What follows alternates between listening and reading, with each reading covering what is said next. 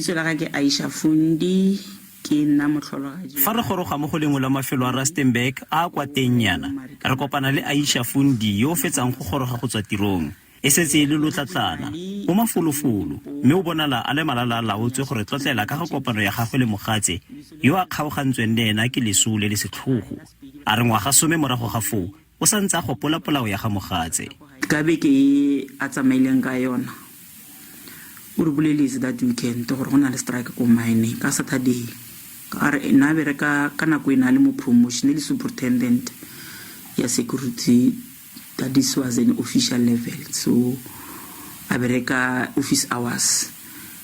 Aisha re ga go bona le go ithutilwe sepe go tswa mo dipolaong tsa Marikana. I just believe that miners and the strikers, they don't want to take responsibility, and that makes me very angry.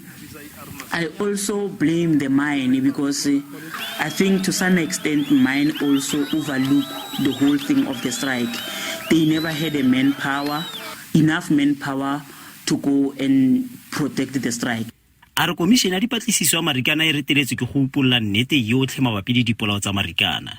I saw it as unfinished business because there are no way that they said this death, this is responsibility. Miners are responsible or mine is responsible. O batla gore Presidente Cyril Ramaphosa a kopane le bona. Cyril Ramaphosa, as you are still Mr. Tumamena, I'm still waiting for you if you are hearing this. Waiting for you to come, please man up. Come to us as families. Once in a while. Aisha Fundi a re mo dingwageng di le 10 tse di fetileng o ntse a bona ekete ba kgapelwa thoko ekete bona ga ba latlhegelwa ke ditlhogo tsa malapa a bona. Itumeleng Khajane, SABC News, Marikana.